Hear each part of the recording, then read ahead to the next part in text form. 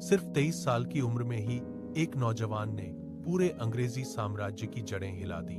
वह हंसते हंसते देश की आजादी के लिए फांसी के फंदे को भी गले लगा लिया। आज हम आपको उस महान क्रांतिकारी भगत सिंह की कहानी बताएंगे जो हर भारतीय को अवश्य जाननी चाहिए। 28 सितंबर 1907 को पंजाब के बंगा गांव में भगत सिंह का जन्म हुआ। उनका पूरा परिवार देशभक्ति की भावना से भरा था। बचपन से ही उन्होंने अंग्रेजों के अमानवीय अत्याचार अपनी आंखों से देखे। 1919 के जलियांवाला बाग हत्याकांड ने उनके दिल पर गहरा निशान छोड़ दिया। नरसंहार के अगले दिन ही भगत सिंह वहां पहुंचे। खून से सनी मिट्टी को थोड़ा अपने साथ घर ले आए, जो उनकी देशभक्ति का सदा साक्षी रहा। भगत सिंह के मन में अंग्रेजों के अत्याचार के खिलाफ गुस्सा दिन प्रतिदिन बढ़ता जा रहा था। वह नियमित पढ़ाई करते हुए भी क्रांतिकारी विचारों को गहराई से आत्मसात करने लगे।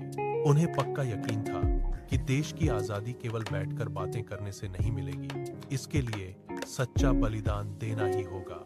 इसके बाद उन्होंने कई क्रांतिकारी संगठनों को ज्वाइन किया और देश भर के नौजवानों को एकजुट करके नौजवान भारत सभा की स्थापना की।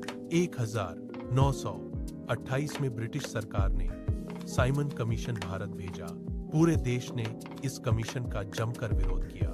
लाला लाजपत राय ने एक बड़ा शांतिपूर्ण विरोध प्रदर्शन आयोजित किया, लेकिन अंग्रेज पुलिस ने उन पर बेरहमी से लाठीचार्ज कर दिया।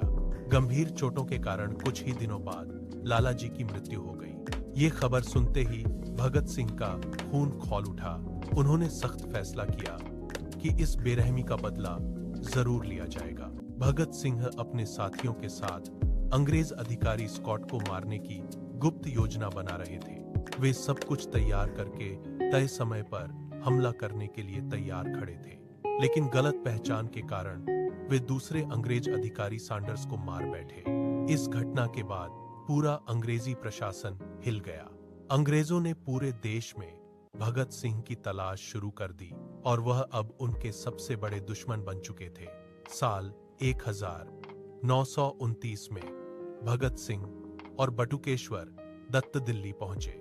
उन्होंने सेंट्रल असेंबली भवन में बम फेंका, लेकिन यह बम किसी को मारने के लिए नहीं था। उनका मकसद था अंग्रेजी शासन को अपनी आवाज सुनाना और पूरे देश को आजादी के लिए जगाना। बम फेंकने के बाद भी दोनों वहां से भागे नहीं।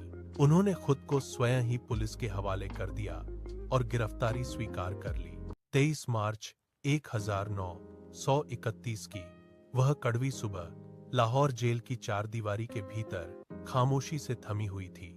अंग्रेजी हुकूमत ने भीड़ के विरोध से बचने के लिए तय समय से पहले ही फांसी की कार्रवाई शुरू कर दी थी। जब जेल के सिपाही सेल के दरवाजे पर पहुंचे तो उन्होंने देखा भगत सिंह, सुखदेव और राजगुरु पूरी तरह तैयार खड़े थे। उनके चेहरों पर कोई डर नहीं, कोई कांप नहीं थी। सभी हल्की मुस्कान लिए हुए थे। वे एक के बाद एक कदम से कदम मिलाकर फांसी की ओर बढ़ने लगे।